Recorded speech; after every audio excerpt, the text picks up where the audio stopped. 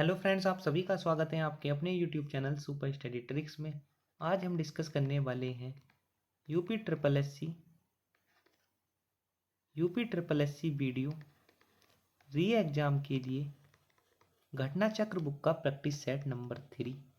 इससे पहले की दो वीडियो में हम प्रैक्टिस सेट 1 और प्रैक्टिस सेट 2 डिस्कस कर चुके हैं। अगर आपने अब तक वीडियो के भी दो पार्ट नहीं देखे तो उन्हें ज़रूर देख लीजिए। और आइए शुरू करते हैं हमारी आज की वीडियो। तो क्वेश्चन नंबर 1, हिंदी दिवस कब मनाया जाता है? तो इसमें आपको बताना है हिंदी दिवस कब मनाया जाता है। इस क्वेश्चन को पूरा लिख लीजिए, राष्ट्रीय हिंदी दिवस कब मनाया जाता है। तो गाइस इसका राइट आंसर हो जाएगा ऑप्शन नंबर सी, 14 सितंबर। 14 सितंबर को क्या मनाया जाता है? राष्ट्रीय हिंदी दिवस। अगर हम बात करें विश्व हिंदी दिवस की, तो विश्व हिंदी दिवस कब मनाया जाता है? वह मनाया जाता है 10 जनवरी को। ये भी आपको याद रखना है। और यह हिंदी अपनाने का निर्णय कब लिया गया था? राष्ट्रीय हिंदी दिवस कब से मनाया जाता है? तो संविधान सभा की बैठक हुई थी 1949 में। उस समय खड़ी बोली को हिंदी की राजभाषा बनाया गया था। नेक्स्ट क्वेश्चन देखते हैं। क्वेश्चन नंबर 2, आधुनिक भारतीय भाषा अवधि का विकास किस अपभ्रंश से हुआ है? तो ये पिछले प्रैक्टिस सेट में हमने डिस्कस किया था कि अवधि का विकास किस अपभ्रंश से हुआ है? अर्धमागधी अपभ्रंश से। नेक्स्ट क्वेश्चन देखते हैं। क्वेश्चन नंबर 3, निम्नलिखित में से ऊष्म व्यंजन कौन से हैं? तो ये आपको याद रखने हैं। ऊष्म व्यंजन कौन कौन से हो जाएंगे? से और है। ऊष्म व्यंजन की संख्या कितनी? 4। और ये रे लेवे कैसे व्यंजन हो जाएंगे हमारे? अंतस्थ व्यंजन। तो अंतस्थ व्यंजन की संख्या भी हिंदी भाषा में कितनी? 4। ऊष्म व्यंजन की संख्या कितनी? 4। क्षय त्रय घ्य, ये भी संयुक्त व्यंजन, इनकी संख्या हिंदी भाषा में कितनी? ये भी 4। ये आपको याद रखना है। और बात करें अगर हम च छ जय जय, ये कैसे व्यंजन हो जाएंगे हमारे? स्पर्श संघर्षी व्यंजन। ये आपको याद रखना है। बहुत ही इंपॉर्टेंट क्वेश्चन हो जाएगा ये आपको याद रखना है। नेक्स्ट क्वेश्चन देखते हैं। क्वेश्चन नंबर 4, निष्कपट का संधि विच्छेद है।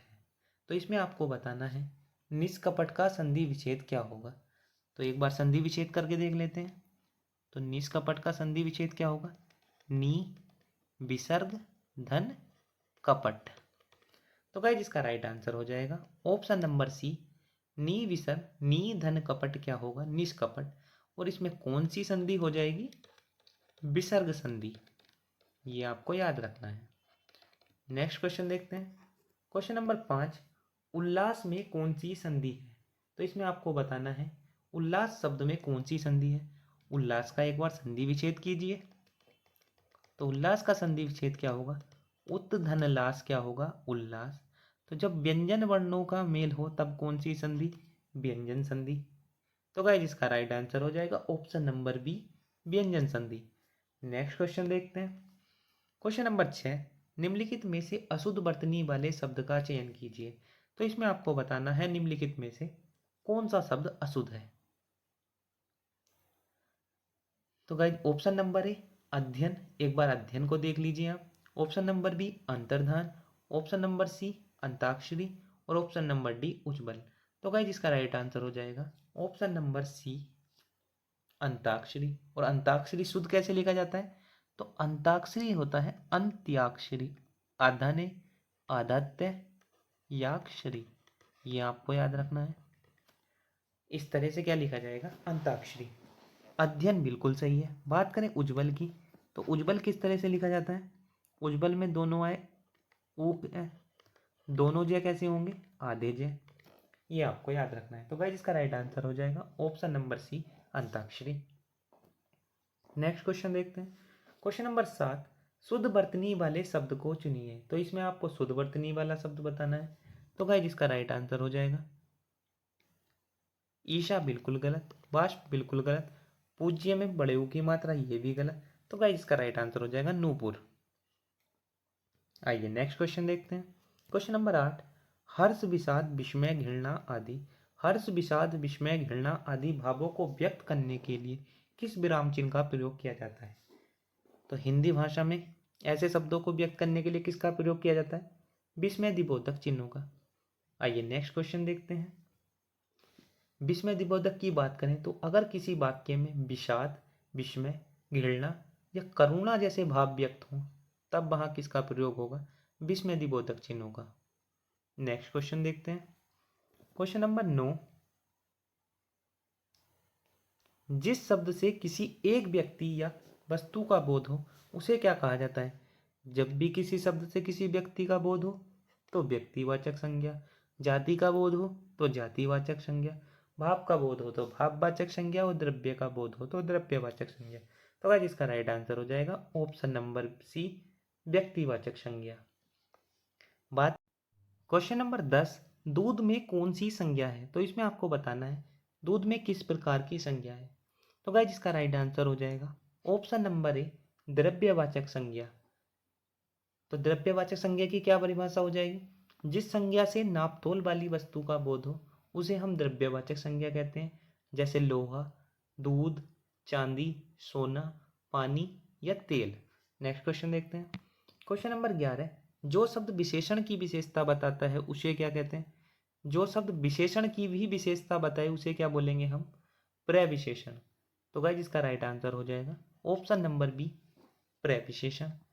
जैसे एक उदाहरण ले लेते हैं, क्षत्रिय बड़े साहसी होते हैं। तो साहसी क्या हो जाएगा? एक बार लिख लेते हैं इसे, क्षत्रिय बड़े साहसी होते हैं। तो क्षत्रिय कैसे होते हैं? साहसी। तो साहसी शब्द कैसा हो जाएगा यहाँ? विशेषण। और बड़े कैसा हो जाएगा? बड़े साहसी की भी विशेषता बता रहा है तो बड़े कैसा हो जाएगा? प्रविशेषण। नेक्स्ट क्वेश्चन देखते हैं। क्वेश्चन नंबर 12, पुल्लिंग शब्द को चुनिए। तो इसमें आपको पुल्लिंग शब्द बताना है कौन सा है। तो क्रिया या धातु के अंत में प्रयुक्त होने वाले, आप इसे देख लीजिए। तो इसमें आपको बताना है पुल्लिंग शब्द। तो ऑप्शन नंबर ए याचना, ऑप्शन नंबर बी सेना, ऑप्शन सी संस्था और ऑप्शन डी प्रवेश। तो गाइस इसका राइट आंसर हो जाएगा ऑप्शन नंबर डी, प्रवेश। प्रवेश कैसा है? प्रवेश किया, पुल्लिंग जैसा शब्द है। सेना थी, संस्था थी, याचना की, ये शब्द कैसे हो जाएंगे? स्त्रीलिंग। तो इसका राइट आंसर हो जाएगा ऑप्शन नंबर डी, प्रवेश। नेक्स्ट क्वेश्चन देखते हैं। क्वेश्चन नंबर 13, कृत प्रत्यय का प्रयोग किया जाता है।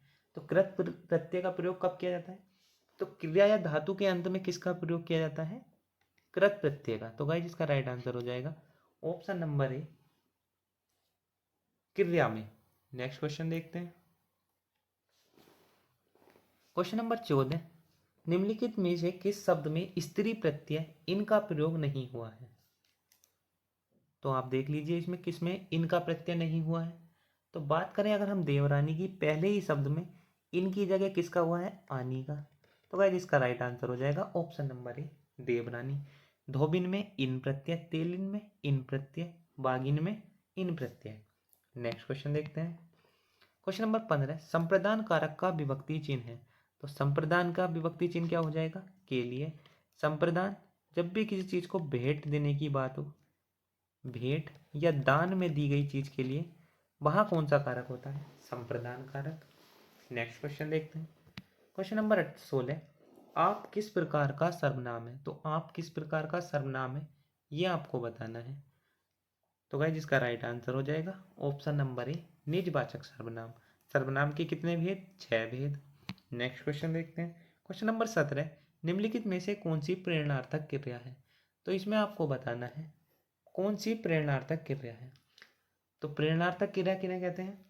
जिन क्रियाओं से यह बोध होता है कि कर्ता स्वयं ने कार्य करके किसी दूसरे से काम कराने के लिए प्रेरित हो। अर्थात कर्ता स्वयं ने कार्य करके किसी दूसरे से करवाए, तब वहां कौन सी क्रिया? प्रेरणार्थक क्रिया। जैसे लिखना वास्तविक क्रिया हुई और लिखवाना किसी दूसरे से काम। तो यहां देख लेते हैं हम, जैसे लिखवाना, चलवाना, ये किस तरह की क्रियाएं हो जाएंगी? प्रेरणार्थक क्रिया। तो गाइस इसका राइट आंसर हो जाएगा ऑप्शन नंबर ए, लिखवाना। नेक्स्ट क्वेश्चन देखते हैं। क्वेश्चन नंबर 18, वह घर पहुंच गया, इस वाक्य में किस प्रकार की क्रिया का प्रयोग हुआ है? तो इसमें आपको बताना है किस प्रकार की क्रिया का प्रयोग हुआ है। तो गाइस इसका राइट आंसर हो जाएगा तो इस वाक्य में किस प्रकार का हुआ है? संयुक्त क्रिया का। वह घर पहुंच गया, पहुंच और गया दो क्रियाएं एक साथ आई, तो यहाँ किस क्रिया का प्रयोग हुआ? संयुक्त क्रिया का। क्वेश्चन नंबर 19, गाय का बहुवचन है, तो इसमें आपको बताना है गाय शब्द का क्या बहुवचन हुआ। तो गाय इसका राइट आंसर हो जाएगा ऑप्शन नंबर ए, गाय। नेक्स्ट क्वेश्चन देखते हैं। क्वेश्चन नंबर 20, पुस्तक पढ़ी जाती है, इस वाक्य में किस वाच्य का प्रयोग हुआ है? तो आपको बताना है पुस्तक पढ़ी जाती है, तो इस वाक्य में किसकी प्रधानता है? कर्म की प्रधानता। तो गाइस इसका राइट आंसर हो जाएगा कर्मवाच्य। क्वेश्चन नंबर 21, निम्नलिखित में से कौन सा शब्द तुर्की भाषा का नहीं है? तो इसमें आपको बताना है कौन सा तुर्की भाषा का शब्द नहीं है। तो बात करें अगर हम ऑप्शन नंबर बी, पैगंबर। पैगंबर कौन सी भाषा का शब्द है? तो ये है फारसी भाषा का शब्द, ये तुर्की भाषा का शब्द नहीं है। तो गाइज कौन कौन से हो जाएंगे तुर्की भाषा के शब्द? बेगम, बारूद, चेचक, और एक आपको याद रखना है बीवी। बीवी किस भाषा का शब्द है? तुर्की भाषा का शब्द है। कुली तुर्की भाषा का शब्द है। दरोगा तुर्की भाषा का शब्द है। तुर्की भाषा के कौन कौन से शब्द हो जाएंगे? बीवी, कुली, दरोगा, बेगम, बारूद। ये सब किस भाषा के शब्द हो जाएंगे? तुर्की भाषा के। नेक्स्ट क्वेश्चन देखते हैं। क्वेश्चन नंबर 22, उसने मुरारी को मारा था, इस वाक्य में भूतकाल का कौन सा प्रकार है? तो इसमें आपको बताना है भूतकाल का कौन सा प्रकार है। तो गाइस इसका राइट आंसर हो जाएगा ऑप्शन नंबर डी, पूर्ण भूतकाल। नेक्स्ट क्वेश्चन देखते हैं। क्वेश्चन नंबर 23, कुछ किस प्रकार का परिमाणवाचक क्रिया विशेषण है? तो आपको बताना है कि कुछ किस प्रकार का क्रिया विशेषण है। तो गाइस इसका राइट आंसर हो जाएगा, यह कैसा हो जाएगा? कुछ किसके बारे में बता रहा है? कम के बारे में। तो यह हो जाएगा न्यूनता बोधक परिमाणवाचक क्रिया विशेषण। नेक्स्ट क्वेश्चन देखते हैं। क्वेश्चन नंबर 24, ए और ए का उच्चारण स्थान कौन सा है? तो इनका उच्चारण स्थान है कंठ तालव्य। कंठ तालव्य का क्या अर्थ होगा? ऐसे शब्द जो कंठ और तालु दोनों से बोले जाते हैं, क्या कहलाएंगे? ए और ए, कंठ तालव्य। तो गाइस इसका राइट आंसर हो जाएगा ऑप्शन नंबर ए, कंठ एवं तालु। नेक्स्ट क्वेश्चन देखते हैं। क्वेश्चन नंबर 25, भरपेट में कौन सा समास है? तो भरपेट, इसमें कौन सा समास हो जाएगा? ऑप्शन नंबर ए, अव्ययीभाव समास। क्वेश्चन नंबर 26, झूठ मत बोलो, इस वाक्य में मत कौन सा निपात है? तो इसमें आपको बताना है मत कौन सा निपात है। तो मत का अर्थ नेगेटिव सेंस में आ रहा है, मना करने के। तो इसका राइट आंसर हो जाएगा ऑप्शन नंबर डी, निषेध बोधक। तो झूठ मत बोलो, इस वाक्य में मत कौन सा निपात है? निषेध बोधक। क्वेश्चन नंबर 27, स्त्रीलिंग शब्द का चयन कीजिए। तो इसमें आपको बताना है कौन सा शब्द स्त्रीलिंग है। तो यहां देख लीजिए, स्वर्ग था या थी? स्वर्ग था।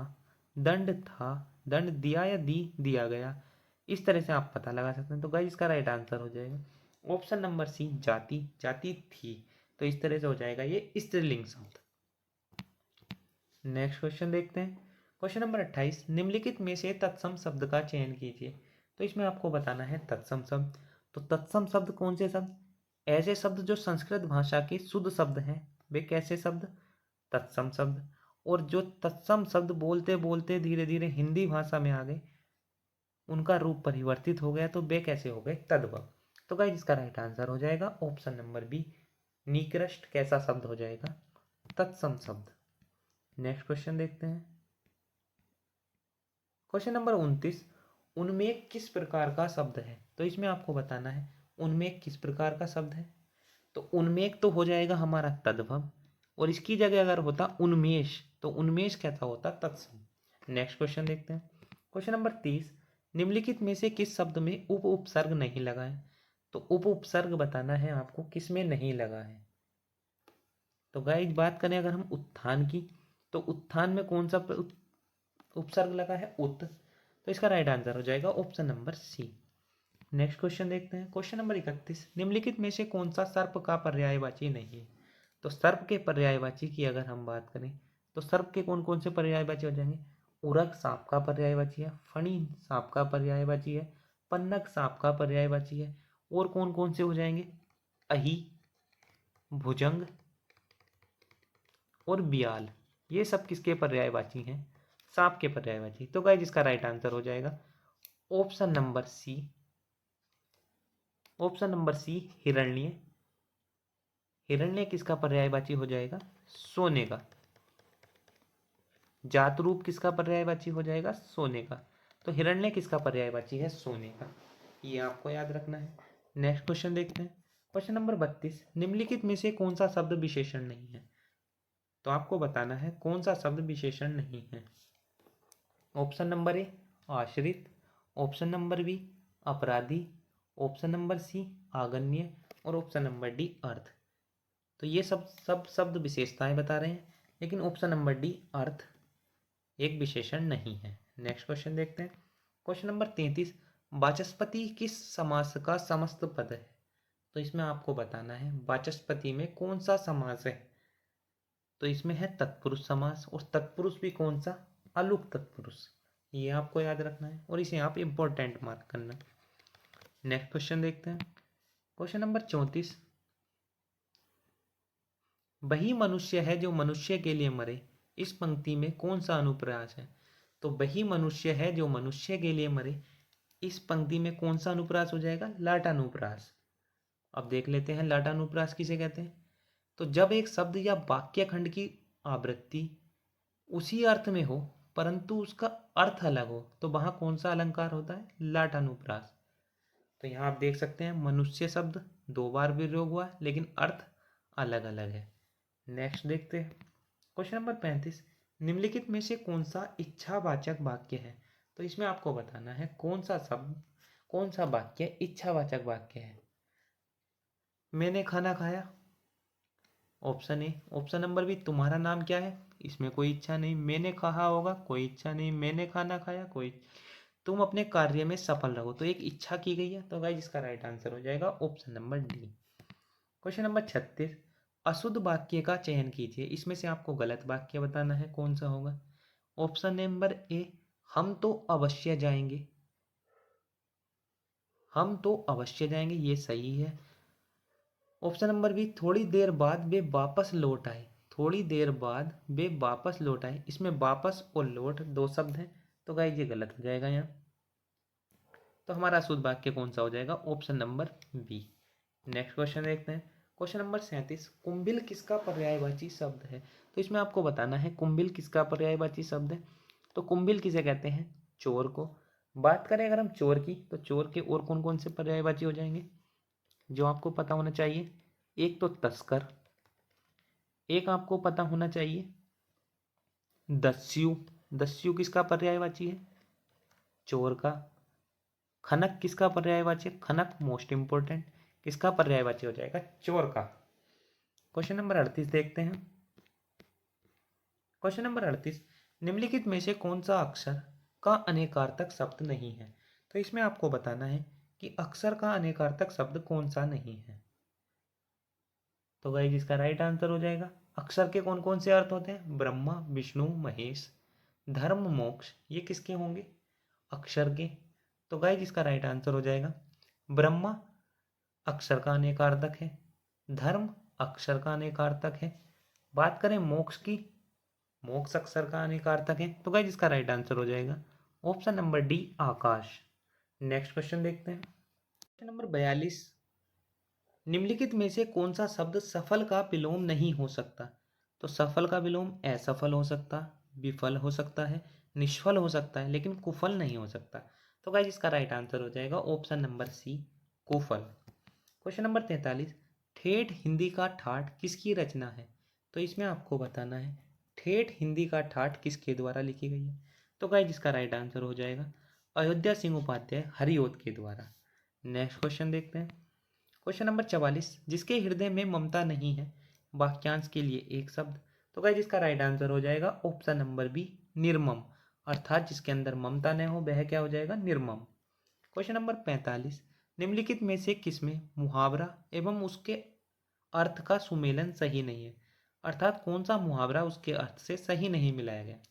तो ईंट से ईंट बजाना, युद्धात्मक विनाश लाना सही है, अकल पर पत्थर पड़ना, बुद्धि भ्रष्ट होना, ये भी सही है। कलेजा ठंडा होना, बाधा दूर होना, ऑप्शन नंबर सी। कलेजा ठंडा होना का अर्थ क्या होगा? इसका अर्थ होता है संतोष होना, तो ये गलत हो जाएगा। गांठ में बांधना, खूब याद करना, ये सही होगा। तो आइए नेक्स्ट क्वेश्चन देखते हैं। तो बाधा दूर होना किसका होगा? कांटा निकलना, कांटा निकलने का अर्थ क्या होगा? बाधा दूर होना। नेक्स्ट क्वेश्चन देखते हैं। क्वेश्चन नंबर 46, विभत्स रस का स्थायी भाव क्या है? तो इसमें आपको बताना है विभत्स रस का स्थायी भाव क्या होगा। तो इसका राइट आंसर हो जाएगा ऑप्शन नंबर सी, जुगुप्सा। जुगुप्सा किसका स्थायी भाव है? विभत्स रस का। नेक्स्ट क्वेश्चन देखते हैं। क्वेश्चन नंबर 47, इसमें क्या है? 1 से 6 तक कुछ वाक्य दिए हुए हैं और उन्हें हमें क्रम से लगाना है कि कौन सा वाक्य कब कहाँ कहाँ आएगा। तो आइए देखते हैं। छोटे छोटे कार्य, क्वेश्चन नंबर 47 में क्या होगा?